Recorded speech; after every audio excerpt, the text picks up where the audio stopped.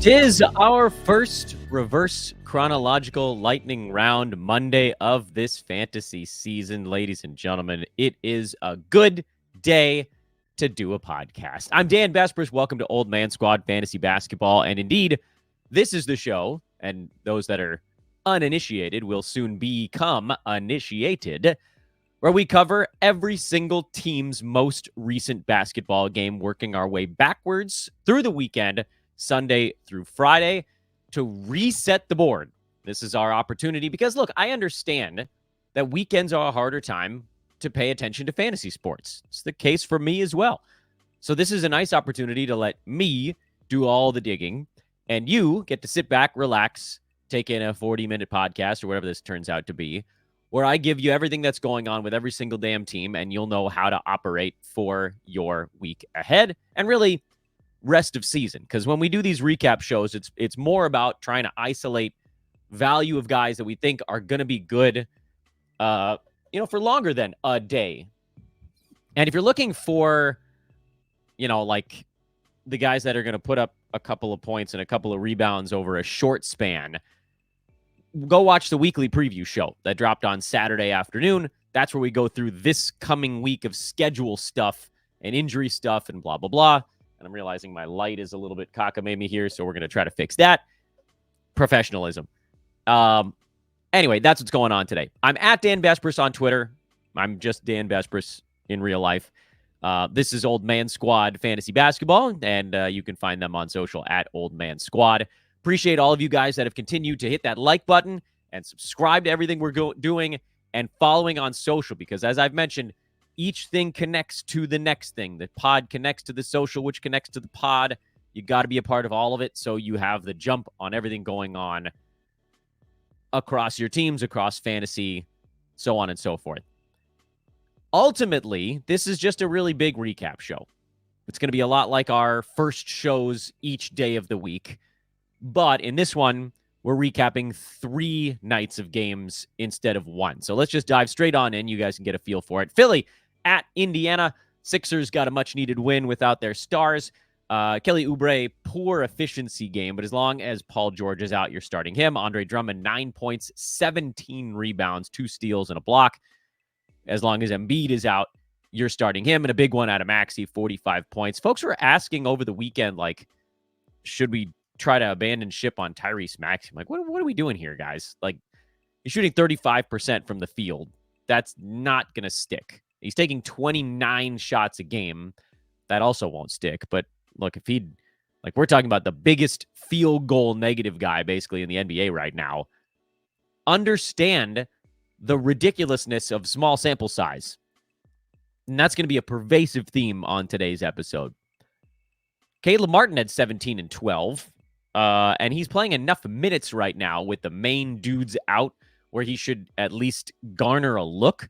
But he's also been terrible at shooting the basketball. I think he's shooting 40.5% and then a high volume 72% at the foul line and almost 4 turnovers a game. So he's basically turned himself into a points league player.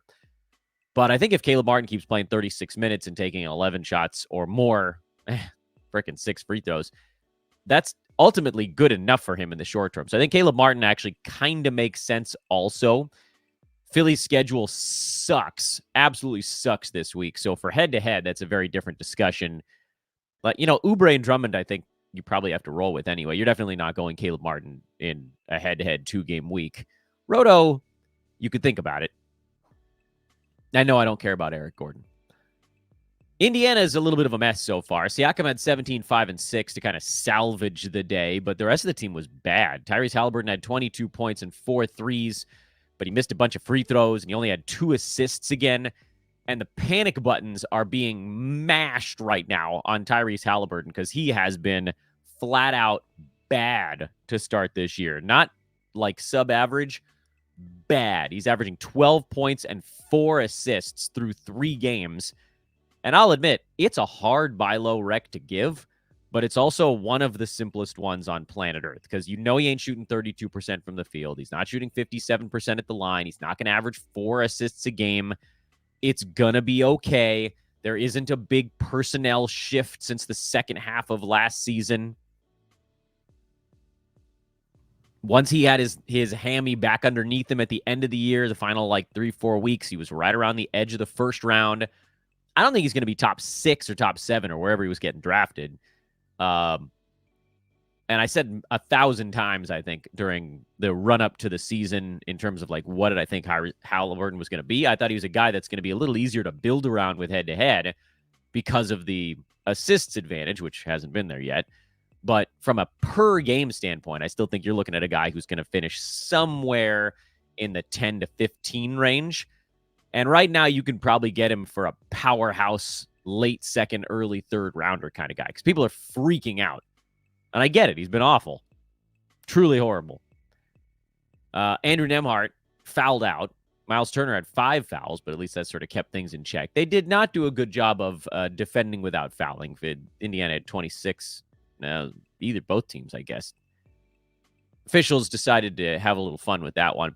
Basketball fans, it's that time of year again. The NBA's back. From opening tip-off to buzzer beaters, Bet Online has you covered with the best odds, biggest promotions, and live in-game betting on all of your favorite teams this season. Every game matters. BetOnline has every stat, matchup breakdown, and live odds to bet on during the games. And it's not just the NBA. BetOnline has odds on everything from football to baseball playoffs to hockey to political props as well. Head to the website today to get in on the action with America's most trusted site for online wagering. BetOnline. The game starts here. New Orleans. This, by the way, is, first of all, not a good end result, but it is not super unexpected because when teams play the same club 2 times in a row, it's weird. And New Orleans does this twice. They had Portland in Portland, both on Friday and on Sunday. Now they have 2 games in Golden State, Tuesday, Wednesday of this week. And I mean, from a travel standpoint, it makes a lot of sense, but from a competitive standpoint, it's hard. And so CJ McCollum was able to kind of power his way through, and with everybody hurt, McCollum's been excellent. He's number 12 in 9 category leagues right now, averaging 3 steals a game. I mean, obviously this is a sell high, but no one's going to buy on that. Still, I mean, he was the guy that, of all the Pelicans, he was the guy we were targeting this year because he was going so late. Not because I liked him, but because he was just going really late. And so, great. If you have some CJs, this is a really nice start. Yves Missi, 2 steals and 2 blocks again, but in the 20 minutes, I'm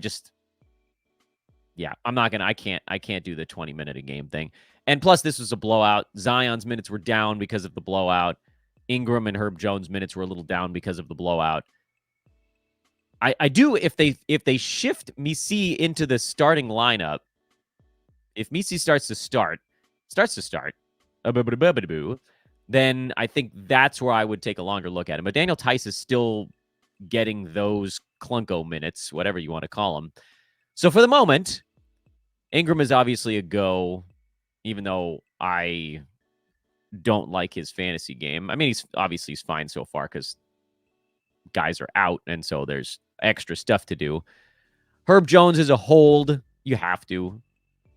I mean, you didn't think he was going to give you 16, 5, and 5 or anything, right? The reason you drafted Herb Jones was for the steals and for the efficiency. And some of that's been there so far. It'll be fine. Jordan Hawkins is your fill-in guy. He had 17 and 7 here, and he's a play as long as both Trey Murphy and DeJounte Murray are out. On the Portland side, which I think is probably the more interesting of these 2 teams, at least in terms of what are they? Anthony Simons had his...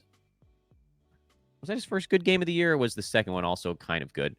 I guess Simons has been fine. He's been pretty much exactly what you expected, which is scoring a bunch of points, hitting threes, and doing it on a god-awful field goal percent. Steals are high, unsustainably so. Free throw percent at 95% on 7 attempts is also unsustainably high. I'm not a big Anthony Simons guy for fantasy. You can probably get something decent for him. I would. Same story with Jerami Grant, who I ended up with in a couple of spots, mostly because he just fell so unbelievably far that I was like, why the hell not? He's also a crazy sell high right now. He's averaging 4 defensive stats a game and 4 3-pointers a game. 26 points on top of all of that stuff. This is an absurd start to the year for Grant. I don't really know what you can get for him in category leagues. I don't think people are buying it necessarily, but if you could aim for 75 or better, I think I would. DeAndre Ayton had a double-double. That's fine. Denny Avdia, he's not shooting well, but I'm going to stick with Avdia. I came into the season kind of on the fence with Denny. I didn't really know what to do with him. I didn't draft him in any of my leagues as a flyer late because someone out there inevitably in every one of my leagues wanted him a little bit more than I did. But just looking at it from a almost like a bystander perspective, I think you got to stick with it, especially while Shaedon Sharpe is out. Toumani Camara is a head-to-head stream. To me, I wouldn't trust him against a games cap, but certainly Portland right now, they just capped off, I think, the front end of a 5 games and 7 night stretch. Started last night, so now they've got 4 and 6. So, like, if you were rolling with Camara starting yesterday, you can just keep on rolling with him. That's a pretty easy decision, I think. And then Scoot, he's exactly what you thought he was going to be, a really bad field goal turnover guy. And then anything else you get out of him, you call it sort of a small win. Milwaukee lost at Brooklyn. That's not a great look for the Bucks.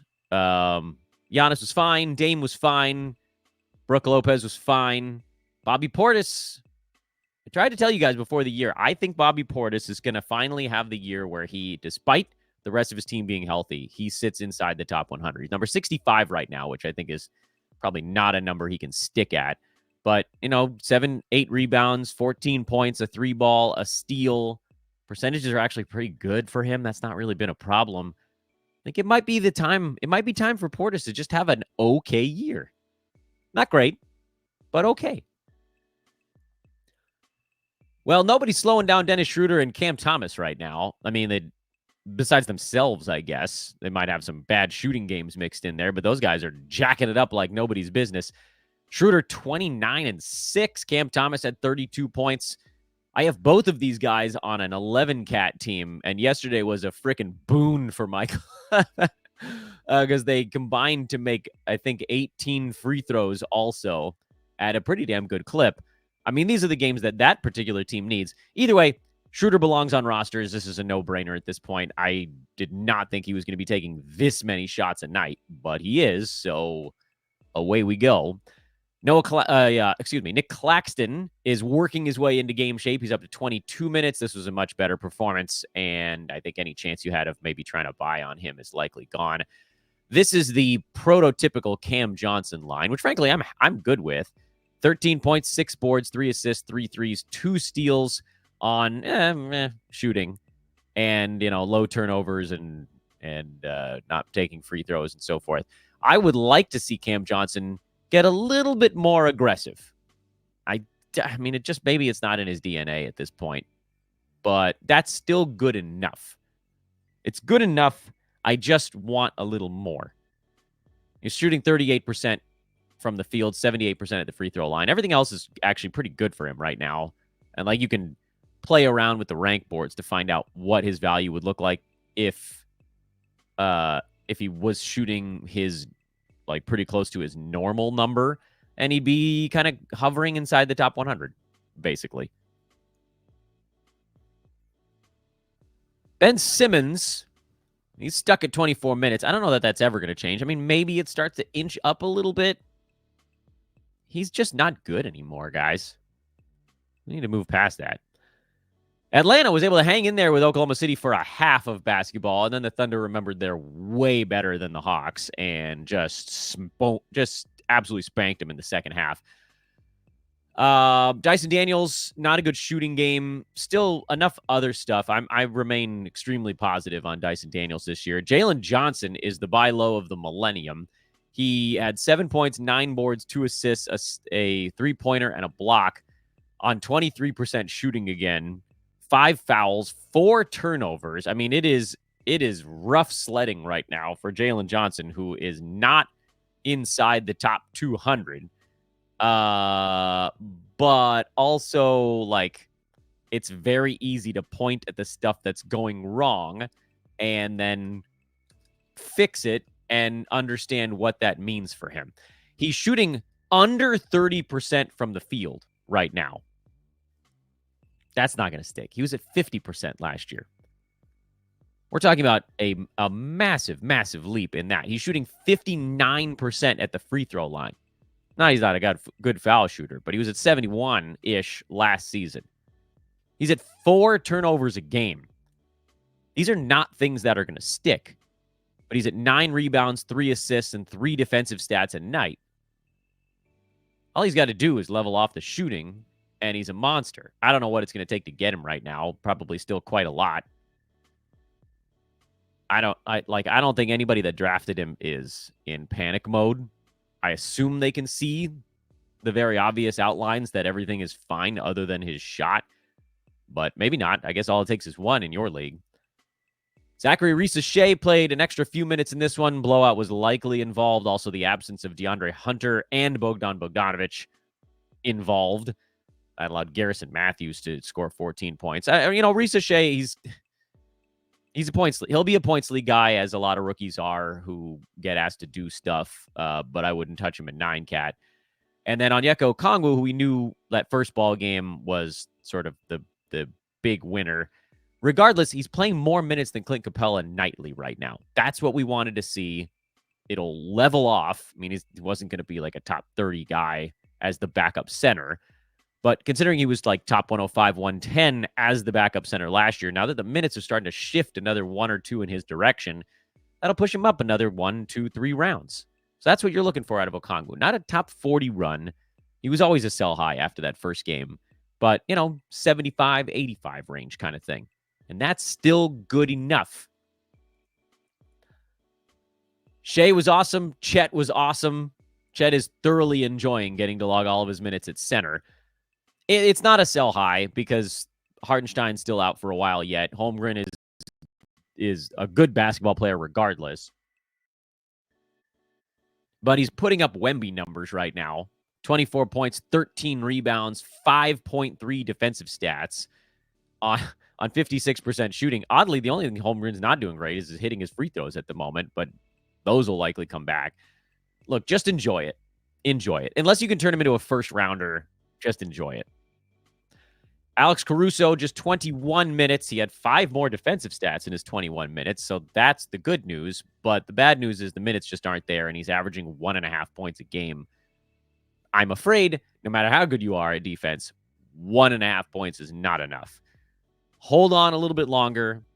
I do want to see if the minutes trend up at all. Right now, it doesn't look like they're about to, because they've got Cason Wallace logging minutes off the bench, and Dort is basically locking in that small forward spot. And even with Aaron Wiggins not being particularly good in yesterday's game, Caruso still only logged 21 minutes. Now, he was a plus 17. He was part of the units on the floor that did the dominating in this game. And so that's the reason you're like, well, I'm going to give this a little bit longer. Try to hold Caruso for 2 or 3 more games. If the minutes are stuck at 20 and 21, then you move on. But you got to give it a little bit longer. Clippers beat the Warriors 109-104. He beats the Zubats 23-17-6. This is what we were talking about during the preseason when we said that Zubats was going to get to do a lot more with James Harden running the show, because it's just like Harden, Zubats pick and roll almost every damn time. The absence of Kawhi Leonard is also a huge boost to Zubats, because now it's just all James Harden all the time, which means a ton of Zubats involved in what's going on offense.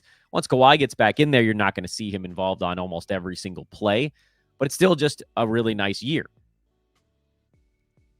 See if you can sell Zubats for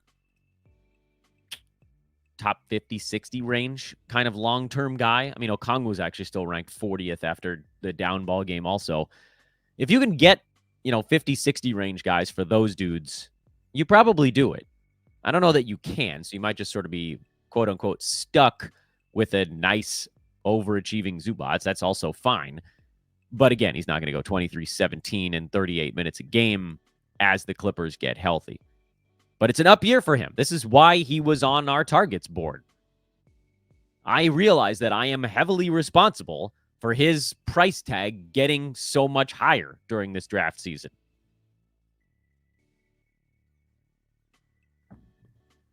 Oops. Sorry, guys. Anyway, many of you got him. James Harden, 23, 7, and 11, still having issues shooting. Likely you were thinking about punting field goal when you drafted Harden anyway. He's averaging 25, 8, and 12 on 36% shooting. So, I mean, again, the hope was that you wouldn't have to punt field goal. Right now, it looks like you might. Someone was a lot of people on Twitter decided they were going to come after me after Harden's inefficient first ball game. It's been a little quiet since his assists went up to 12. You guys know who's leading the league in assists per game? James Harden. I'll tell you. Anyway, Norman Powell did a thing that I was kind of worried that Norman Powell would do. Now he's doing way more than enough in the percentages to offset the lack of other stuff, but what we're seeing from Powell, why I'm afraid of what he'll be when Kawhi comes back. He's taking 17 shots a game right now, and he's at a 52-83 split, but he's barely getting any defensive stats. He doesn't rebound, and he doesn't pass. So when you remove a big chunk of that usage, as we've talked about before, going from the second option to the third option is a huge drop-off. Going from the 1 to the 2 is probably bigger, but not by much. Because there's it's sort of anecdotal to some degree, and it's a little bit hand-wavy, eye-testy kind of thing. But, there's typically enough for two guys to get theirs in the NBA. Pretty consistently. There's not always enough for three guys to get theirs. And so I remain on the sell high board with Norman Powell, although, again, we have no idea when Kawhi is coming back. So that's kind of the part that keeps this thing a bit more nebulous. Derek Jones Jr. is someone that I have an eye on. I think I talked about it on Friday's show. I was like, is there enough? I don't know if there's enough. I don't think there's quite enough meat on the bone, as it were, but he ain't far. And then don't write off Chris Dunn. He was awesome in this game, played 28 and a half minutes. He was a plus 20, 9 boards, 4 assists, 4 steals. The minutes have not been even remotely close to consistent enough to be like, yes, it's Chris Dunn time. But he is averaging 7, 6, and 2 with 2 steals a game so far this year. And if those minutes trend up into the 24-plus range, then he becomes a must-add guy for me. And frankly, there are some areas where I would think about taking Chris Dunn and just hoping that things trend properly. By the way, you'd be getting way out in front of this one because ain't anybody picking up Chris Dunn. And then on the head-to-head side, score 8 points. Okay, I get it. You guys want more scoring. But if he's getting you boards, assists, and steals at a pretty damn good clip, and it's looking more and more like the Clippers are just going to be better when he's out there, and maybe Kawhi Leonard blows that up too. He's going to come back, and he's going to work himself into game shape, but at some point, Kawhi's going to be playing 30-odd minutes, and that takes a lot of shots and minutes off the table. But Chris Dunn looks like the better option than Kevin Porter Jr., very old Nick Batum, Amir Coffey, Terrence Mann seems to be trending down, and not in a surprising direction. We talked about it during the preseason. He's just not that. He's a better real-life player than fantasy player. Chris Dunn has way more fantasy potential. And then the big story from yesterday is that Steph Curry tweaked his ankle. The prognosis is not horrible, which is good. Steve Kerr came out after the ballgame, said mild to moderate, which based on timelines, mild is a week, moderate is 3 weeks. Let's just split the difference and assume that Steph is going to miss about 2 weeks of action. We will see. But obviously this kneecaps the Warriors because everything they do revolves around how teams have to gravitate towards Steph as he's running around like a loony bin, a wind-up toy of a monster. You're going to get a lot of Andrew Wiggins, who should be on rosters. Wiggins must add, must play, all that good stuff. I said it so many times during the preseason, but I'll say it again. I really didn't know what the Warriors were going to be doing this year, so I faded basically all of them, except for Steph, and I didn't fade Draymond Green, who apparently I should have lumped him in with the rest as a fade. Anyway, thinking about it from a Steph is out perspective, I could see the appeal of DeAnthony Melton if he gets the start. You could see the appeal of Brandon Podziemski if he gets the start. I've been fading both of those guys to this point. But it seems kind of like they may just need scoring, which would be Buddy Hield. who was lava hot his first 2 games. In this game, he was colder, but he got more minutes. Figure that one out. Maybe because it was a more competitive game. I think Hield is probably the guy while Steph is out, because I didn't trust him to put up huge numbers in 19, 20 minutes a game. I do trust Buddy Hield to put up numbers in 28 minutes a game. I don't know if that means he's starting or not. Feels like probably not, but it does seem like there are more minutes available. So Hield would be the direction I would probably go on this Warriors team. Hold Draymond Green, hold Trace Jackson Davis. This was his first down game. I'm not racing out to pick up Melton. I don't have Brandon Podziemski anywhere. You guys know I was down on him this draft season, and this confusion is why. Some of y'all tried to talk me into more Brandon Podziemski, but I say nay. Nay to that. Let's take a quick commercial break as we turn the clock back to Saturday's much heavier dose of basketball.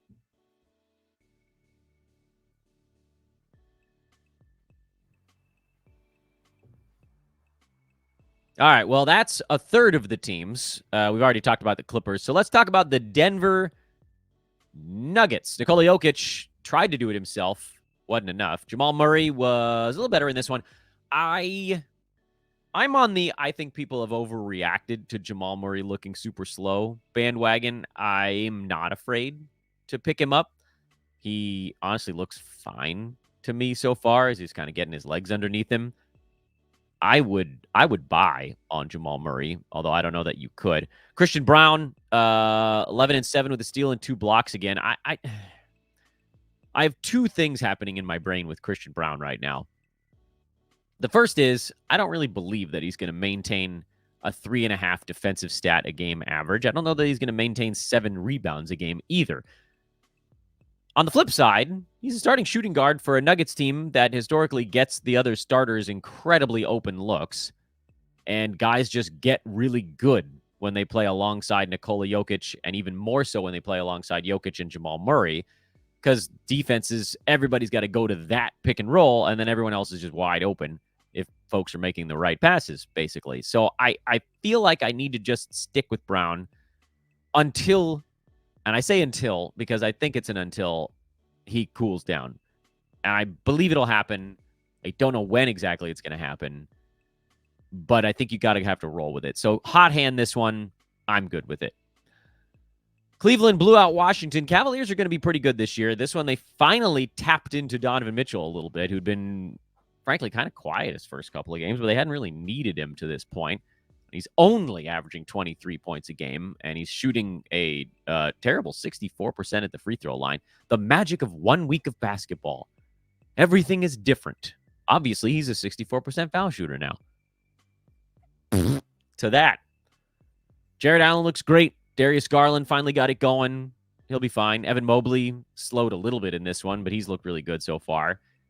Roll with the main 4. That's it for the Cavaliers. I'm sure there's other things you could do on a head-to-head stream, but whatever. Wizards. There's like a half measure of luck and a half measure of skill in the fact that I ended up with no Jonas Valanciunas on my team. The luck part was that he never fell to the point where I would have taken him. The skill part is that I set a barrier to where I would take him. And I was mad. I think I've said this line before too, so apologies if I'm repeating myself. I was mad because when the Wizards signed JV, I was like, great, this is awesome. They're going to rehab his value. He's going to get starters minutes for like 2 months, and then they're going to turn to the young guys, and I'll draft the crap out of that at like 110 and just milk it in a roto league until I can't anymore. Well, he never fell to 110. Not in any of my leagues. Not one. And if he did, there was usually someone else I wanted at that point more anyway. So I ended up with no Jonas Valanciunas. And now it looks like they're not even really worried about rehabbing his value. Which, of course, begs the question of why on earth JV signed with the Wizards. But he's here, and he's stuck at 21 minutes a ball game, and that ain't enough. If you have JV, you probably hold on a tiny bit longer. But it ain't much. And this is why you fade. This is why you wait for late. The good stories in Washington, well, actually, there's another kind of clunky one. Kyle Kuzma was a wreck in this game, and he's looked kind of bad. And I wonder if the losing is finally getting to Kuzma, who, again, he's a guy I never draft because his counting stats look great, and then everything else is crap. And most fantasy players are unable to overlook the things that are dragging you down. But Kuzma's a player I think where playing a lot of Roto really helps me dodge issues. Efficiency issues I tend to shy away from, and Kuzma's got them. Now, he's not horrible at those things, so he's very much a buy low right now because he ain't going to be this bad all year. But he's also just not a guy I target. So if you're punting, say, free throws, you could try to go get him and assume he'll creep inside the top 100. If you're punting field goal, it'd be a little bit of a small boost there. But mostly, I would probably just leave it alone. Now let's get to the good stuff. Jordan Poole looks pretty good so far. I mean, I know the Wizards aren't going to win. They're not. Sorry, guys. They're going to be very bad. But from a fantasy standpoint, Poole's doing everything we could ask for through 2 games. Bilal Coulibaly had 23.6 boards in this game. He didn't get the defensive stats, which is part of why I think you'd be hoping to grab him. But it's also part of why he's not grabbed in a lot of spots so far. But his offensive aggression is up this year. The rebounding is nice. The passing is nice. He's hitting some 3-pointers. He's had a half a steal and 0 blocks, but it's only 2 games, guys. He could come out in the next one and get 4 steals and 2 blocks, and then everything would look great. I think you want to get out in front of this one. I think they're going to, it looks like at least, they're going to guarantee him a ton of minutes, and they want to watch Bilal grow. So he's an ad for me because he's a guy that I think is going to slowly get better as the year goes on. And Alex Sarr, who was always the most intriguing of the rookies because he has the potential to hit threes, get steals, block shots, rebound, and score, and possibly not be a complete train wreck in percentages. It possibly might not be good at the percentages, but I don't think he's going to completely ruin your team. And so he was, I think, a rookie worth taking a shot on. I think he was probably did I have him as my second? I think he was probably my second ranked rookie on the fantasy board. And he looks like he's worth it. I mean, the fact that they're giving him 25 minutes is actually not bad. Like, they don't have to give him 35 right out of the chute. That might do more harm than good. You got to ease him in, make sure the body can handle the rigors of an NBA season. I don't think you're going to be able to trade for him, but if he happens to be floating around anywhere, you should probably take a look. Go see what his status is. He's actually look at that. He's actually a free agent in 2 leagues that I'm in right now. That's intriguing. I think I would do something about it. And again, you have to be willing to squat on it because the other games haven't been good. And he's working his way to it. And like, he's shooting 29% so far this year. Oopsies. But that ain't going to hold. You know, he's not going to shoot 29%. As bad as you think it might be, it's not going to be 29. I think Alex Sarr should be rostered because to me, this feels like the absolute low water mark. Every month, they're probably going to give him an extra minute and a half a game. So like end of November, he'll be playing 25 and a half. And by December, he'll be playing like 26 and a half or 27. And like, you get towards the trade deadline and when tank sets in, and then it's time to cut him loose for 30. And then you're going to get some wacky lines. Miami defeated Charlotte. Jimmy Butler was good. Bam Adebayo continues to be disappointing so far. Tyler Hero, Terry Rozier are actually doing fine. What do you do with any of that? Not much. Just stick with it. There's like, I mean, what are we going to do? Buy low on Jimmy Butler after the one bad game? I suggested trying. Adebayo is a bit of a buy low, although I think he was also a bit overdrafted. So 6 of 1, half dozen kind of thing. The only player on the Miami side that I'm actually interested in talking about today is Nikola Jovic, who this is another one like kind of like the Christian Brown thing where I don't want to overthink it because he's playing 27 minutes and he's getting shots up.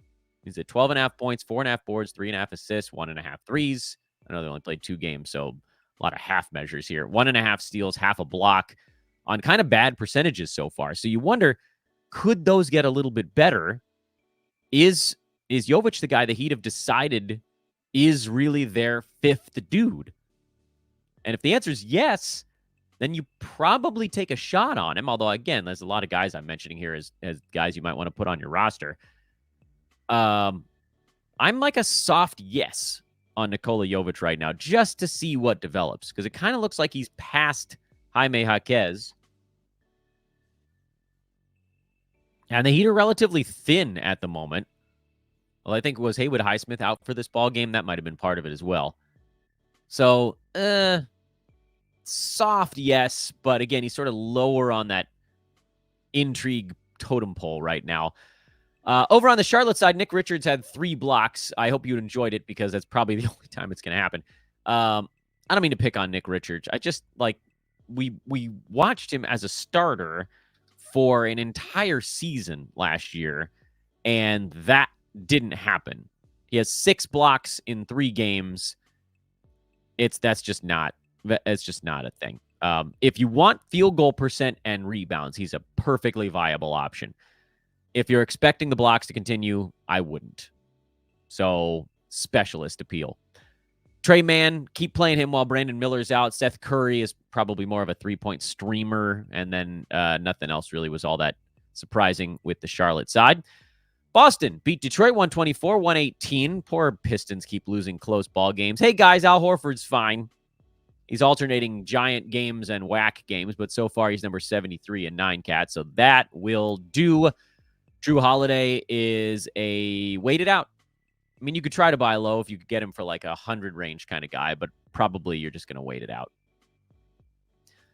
Jaden Ivey had a good Jaden Ivey game, and this is going to be the back and forth with him. Right now, he's at 49-75 are the splits. I don't think the field goal percent stays at 49. He looks like a terrific head-to-head type of option because the counting stats have been great.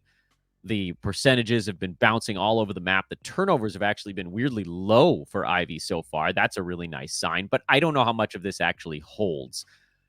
I would say head-to-head, he probably belongs on a roster. Roto, I don't think I can do it because I just know the second I drop a Jaden Ivey cap game in there, he's going to shoot like 3 for 19 from the field and 3 for 8 at the free throw line with 4 turnovers, and I'm never going to forgive myself.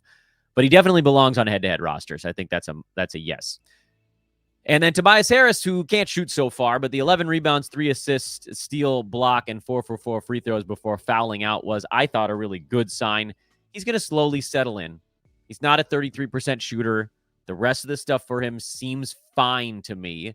So just wait for Tobias to roll himself up inside the top 60, and then everything will be fine. We talked about the Thunder already. The Bulls, well, look, the Thunder are making a lot of teams look bad. So I would be inclined to basically just say throw this one out. But I think the Bulls are going to be bouncing back and forth between giant games and terrible games almost throughout the season. I remain concerned about what the guards are going to give me on a night-to-night basis. And the only thing I really like about Chicago is, what is Lonzo Ball going to be in December? Vooch seems fine, by the way. Pretty safe play out of Vooch. Pretty safe play so far from Zach LaVine. Kobe White is career night and then mega clunker. Yeah. Josh Giddey. I don't have any Josh Giddeys. I don't know what to tell you with that one. He's just, again, he doesn't really fit my fantasy mold. I think these guys are going to be fine. I don't think it's a great place for fantasy. Maybe I'm wrong. I mean, maybe the pace is so crazy that they'll be able to keep up. Memphis beat Orlando, and we got to see a big Jalen Suggs game, so that's cool. That makes the first couple disappear fast. Meanwhile, Paolo Banchero, oh no. The efficiency, it is back where we expected it to be. 21 points, 8 boards, 5 assists. That's good. But he is dragging you down. He's not even turning the ball over yet. I can't do it, guys. I can't in good conscience recommend Paolo Banchero because you need to punt multiple categories. You just do. Santi Aldama out of nowhere. 22, 7, and 5, despite Jaren Jackson. Wait, did he sit this one out on the back-to-back? Oh, that's why. Get it together, Dan. Bad analysis by Dan Besbris there. You guys caught me. You caught me in an I didn't look at this one. So JJJ played the front end, but not the back end. Oh, no, he was there. I got it right the first time. Come on, Dan. Trust in your gut. JJJ played, but only 22 minutes because he's sort of working himself into game shape. This game, the starters for the Grizzlies did a really nice job of building things up, and then they had some sort of weird units that kind of kicked it around a little. I am genuinely concerned that Zach Edey is not going to do all that much. And this was the fear with him, was like, if JJJ comes back quickly, how many minutes do they really think he's going to get on a team that has Brandon Clark and Santi Aldama and Jaren Jackson and apparently Jay Huff, who's off to this crazy good start? Here's what you're doing with the Grizzlies. Instead of going over each guy individually, JJJ, obviously you're waiting and holding because he's going to ramp himself up. Zach Edey, if you drafted him, you're probably going to wait this thing out a little bit. I think you want to see how it develops over the next week or two. Aldama is very much a schedule play. Scottie Pippen Jr. is off to a great start, but again, the minutes, you can't trust it's going to happen every game in those minutes. So he's more of a schedule play.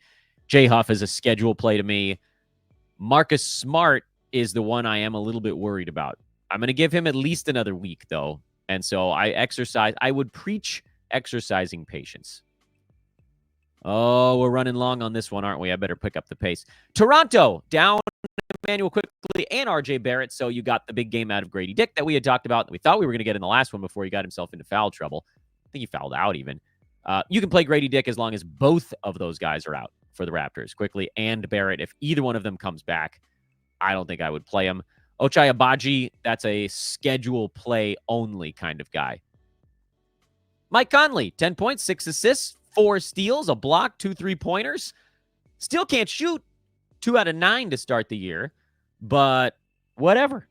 Whatever, I say. He's been much better after that first really bad ball game. He's up to number 130 in 9-cat at 20% shooting. Like the last 2 ball games are totally fine. That's a top 75 Mike Conley again. If the field goal percent gets back into the mid-40s, which it will, because, again, small sample size. Everything is fine. Naz Reid only 21 minutes. When you get these giant Rudy Gobert games, which statistically it wasn't giant, but he played 39 minutes and was a plus 20, and it was very clear that they needed him out there. That's going to be a game where Naz suffers a little bit. But you're sticking with Naz Reid. I think he's got some really nice upside this season. DiVincenzo had 16 points, 15 shots in 23 minutes. I still think he's going to cap out around the 100 range now that we're kind of seeing what the team looks like as the pieces come together. Freddie VanVleet did exactly what you drafted him for. 18 points, 4 threes, 7 assists, 3 steals, made all of his free throws. This is the VanVleet you want. He will be fine. Easy as that. He's got off to a slow start, 36% shooting from the field, 75 at the free throw line. Everything else is fine. The assists will likely get better if his teammates start making some shots. Someone was like, Dan, what are your thoughts on Alperen Şengün? And I was like, did you not watch a single preseason show that I've done? Şengün obviously was a sell high after that first ball game because he went nuts. He is a guy who's going to put up giant scoring boards and assist numbers, which is awesome. He's going to get you some steals, which is good. He's probably going to have a decent field goal percent, which he doesn't so far, but that'll be fine. And he's going to do it on a poor free throw. If you're punting free throws, he's a great pick early in drafts. If you're not, I didn't get him anywhere because I don't have any punt free throw teams I was building. That's my take, and it hasn't changed. Amen Thompson, only 20 minutes. He's a very hard hold right now.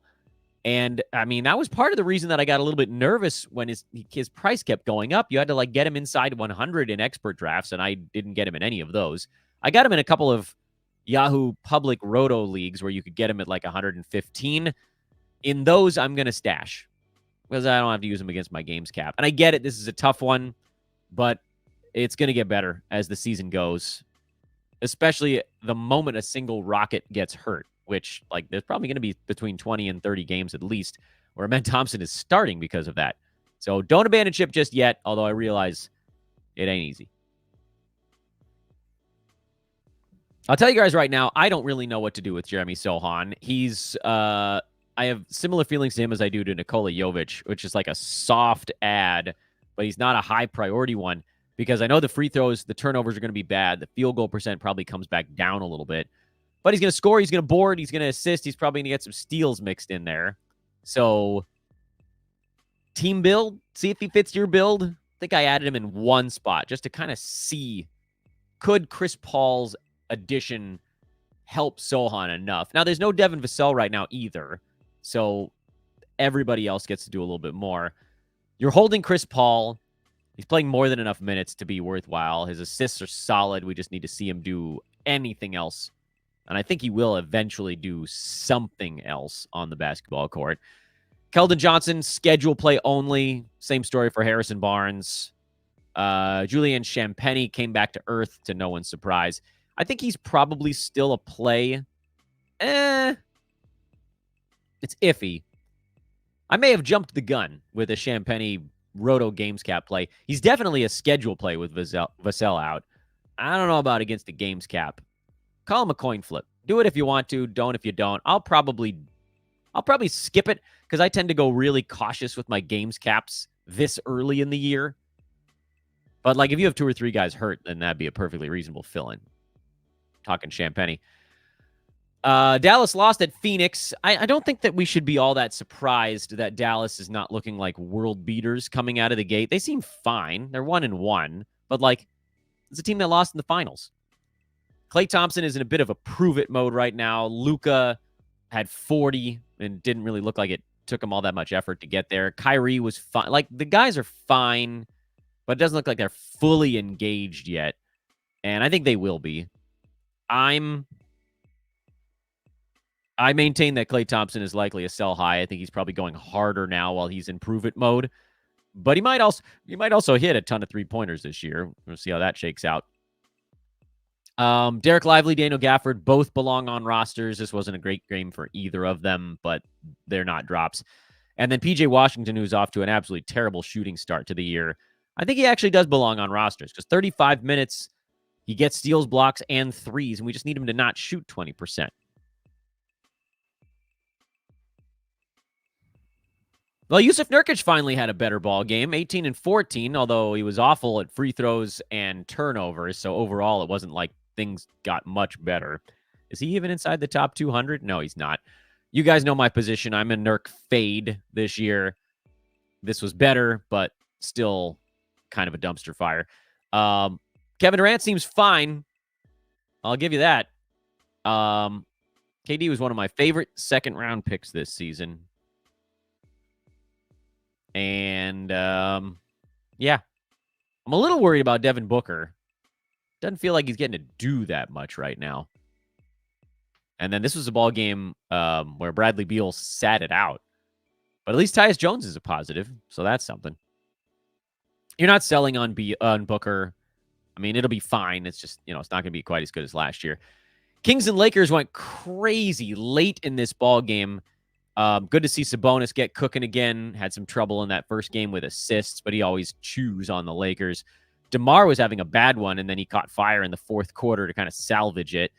De'Aaron Fox went back to being a guy who takes a lot of shots. That's the Fox you want. You don't want the passive pass first and only pass kind of Fox. So those big three are going to be fine. Keegan Murray seems like he's going to be going to be good enough. I think 11 shots here is probably more what you'd expect than the big offensive volume in this first game. I don't want Kevin Huerter. I don't want Malik Monk on 9-cat teams. Monk is a guy you could roster if you were punting specific stuff. But that's where I stand on the Kings. I don't know that anybody's really a buy low or a sell high on that club. For the Lakers, everybody got into the mix on this one. 32 and a triple-double for Bron. Crazy fourth quarter. He scored 16 straight points for the Lakers in the fourth quarter. Bron went nuts. AD, another 30-point game. That's 3 in a row. D'Lo warmed up. You knew it was coming. Was Anthony Davis really a minus 22 in this game? Yeah, he had a great game, and yet, Sabonis just gives him so much trouble. But luckily for the Lakers, the Jackson Hayes minutes, where they went and just sort of knocking things around, they need that other bulky big dude. He didn't slow down Sabonis. Nobody did. But it allowed Anthony Davis to not have to deal with that the whole damn time. Anyway, you're not picking up Jackson Hayes, so I don't even know why I brought him up. Austin Reeves looks great. The turnovers were not good in this one, but Rui 18 and 9. The Lakers' 5 starters all need to be started. Although I don't know that Rui Hachimura is playing 37 minutes when Vanderbilt comes back, but we don't know when that's going to be, so let's not worry about it. And go back to, the wrong day. Friday.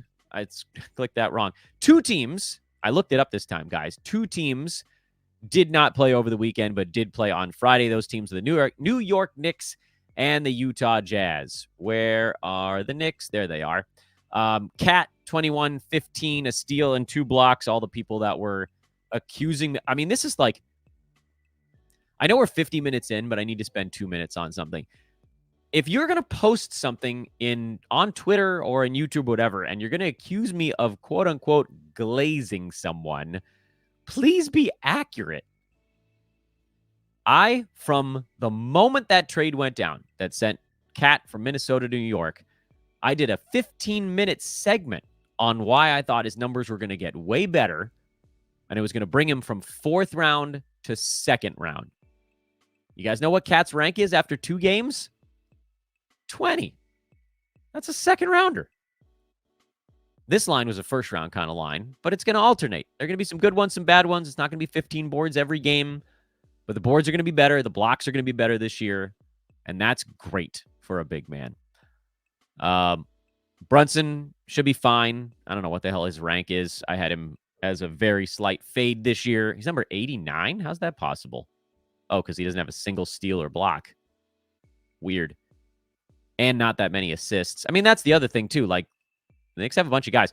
Josh Hart was the one we talked about on Friday before this game happened. And I was like, this is the guy. He's going to figure this thing out. And they have no depth. So Josh Hart is going to be asked to do a lot of stuff. You ain't going to get him now, not after a 20-10 game. So enjoy, basically. And then where was Utah in this one? Way down here at the bottom. Utah. Did I go too far? No, there they are. So Utah got destroyed. They lost by 40 points to the Warriors in this game. Meaning you can pretty much throw the box score out. Someone was like, what happened to Walker Kessler's minutes? Well, what happened to all of them? Sexton played 20, Markkanen 27. Keontae George still got 30 for some reason. That one I don't fully understand. Here's what you're doing with the Jazz. You're obviously holding on Markkanen. Sexton, by the way, I am a little bit worried about, regardless of this particular game, because Jordan Clarkson is just hanging around waiting to steal his cheese. John Collins, he got to do more because the bench wasn't as bad as the starters. That's the whole story on this one. You're sticking with Kessler. I'm not a big Taylor Hendricks guy for this year. I think Dynasty makes more sense. And then Keontae George, I think his fantasy game is going to be ruin. He's going to ruin 9 category teams. But if you're punting field goal and turnover, then okay, fine. And no, you're not doing Jordan Clarkson unless you're, again, in specific punts and on and upward. Basically, that was a minute and a half of me just saying, they got blown out. Forget about it. Forget about it. Whew.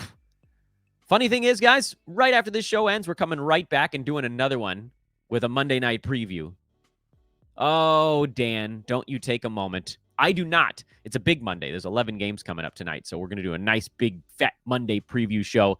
That'll drop hopefully within about an hour to an hour and 20 minutes after this one does. But this one's done. That was your reverse chronological lightning round, the very first one of this NBA fantasy campaign. I am Dan Besbris. Please, guys, hit that like button and subscribe. I hope that this amount of work was sufficient. You might want to listen to this one on 2X because it's a long one.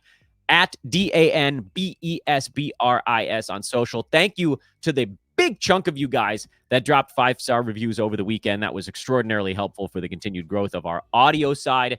Hit that subscribe button. Hit that like button. Drop a comment if you so choose. And I'll be back with you guys in like an hour and a half with show number 2. Later for now.